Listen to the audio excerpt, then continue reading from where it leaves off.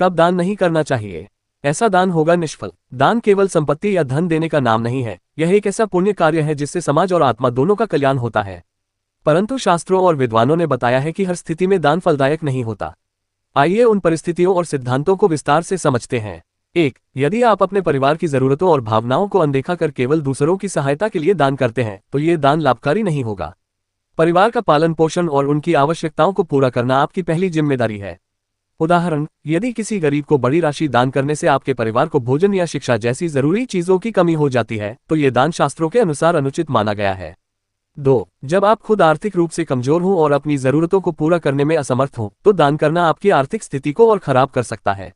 दान तभी करना चाहिए जब आप दूसरों की मदद करने में सक्षम हो। उदाहरण, अगर कोई व्यक्ति कर्ज में डूबा है और फिर भी दिखावे के लिए दान करता है तो यह उसे और बड़ी समस्या में डाल सकता है। 3. दान का उद्देश्य दूसरों की सहायता करना और आत्मा को संतोष प्रदान करना होना चाहिए। अगर दान केवल समाज में अपनी छवि सुधारने या प्रतिष्ठा बढ़ाने के लिए किया जाता है तो इसका कोई आध्यात्मिक लाभ नहीं मिलता। उदाहरण, सार्वजनिक मंच पर बड़ी राशि का दान देना लेकिन मन में सच्ची भावना न रखना, यह दान दिखावा बनकर रह जाता है।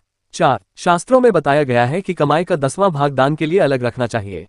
हालांकि यह प्रतिशत आपकी श्रद्धा और सामर्थ्य पर निर्भर करता है। यह दान किसी धार्मिक कार्य, जरूरतमंद की सहायता या समाज के कल्याण के लिए उपयोग किया जा सकता है। उदाहरण, अगर आपकी मासिक आय 10,000 रुपये है तो शास्त्रों के अनुसार 1,000 रुपये तक दान किया जा सकता है, लेकिन यह आपकी इच्छाशक्ति पर निर्भर करता है।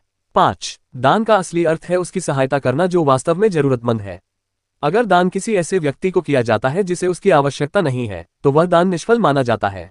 उदाहरण, किसी अमीर व्यक्ति या दिखावे के लिए दान करना लाभकारी नहीं होगा, जबकि एक भूखे व्यक्ति को भोजन कराना या एक बच्चे की शिक्षा का खर्च उठाना सबसे बड़ा पुण्य है। 6. दान का सही समय भी महत्वपूर्ण है।